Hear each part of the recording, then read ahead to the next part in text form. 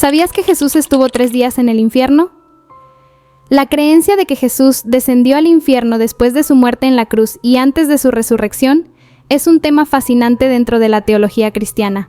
Esta idea se basa en pasajes bíblicos y en la tradición cristiana primitiva, que sostienen que Jesús no solo experimentó la muerte, sino que también descendió a los abismos para liberar a los justos del Antiguo Testamento, incluyendo a Adán y Eva, a Abraham y los profetas. Fundamento bíblico y teológico. La doctrina del descenso de Cristo al infierno se menciona en el credo de los apóstoles con la frase «descendió a los infiernos».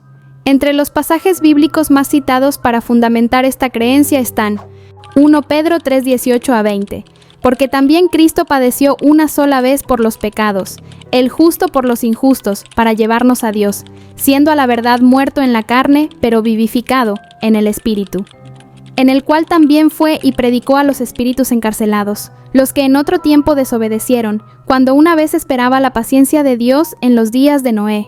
Efesios 4:8-10, por lo cual dice, subiendo a lo alto, llevó cautiva la cautividad y dio dones a los hombres. Y eso de que subió, ¿qué es?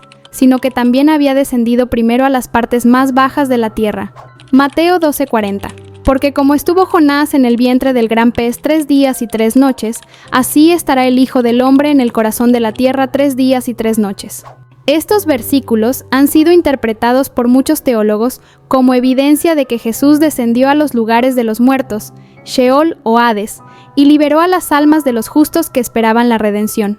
Según la interpretación de algunos padres de la Iglesia, cuando Jesús descendió, no lo hizo como un alma condenada, sino como el Redentor que venía a liberar a los justos que habían muerto en la fe, pero que aún no podían entrar al cielo porque la redención no se había consumado antes de su sacrificio en la cruz.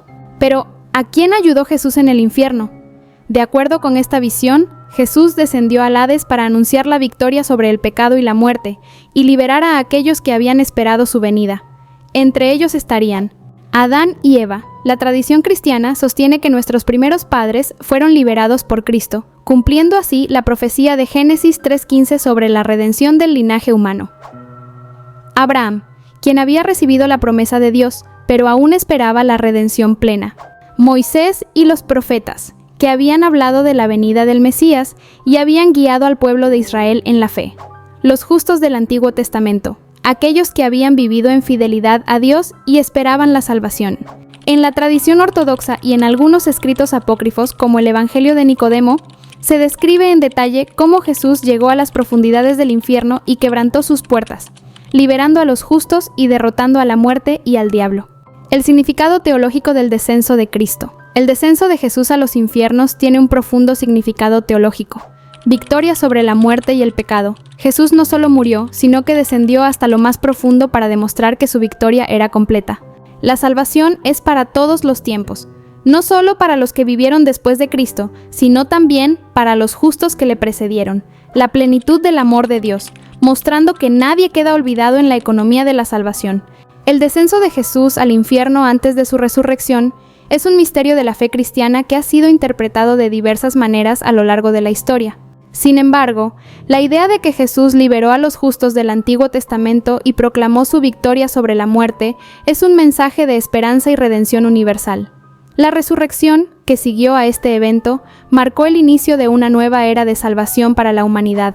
¿Ya conocías esta parte de la historia? Déjame tu opinión y suscríbete al canal para descubrir más relatos asombrosos.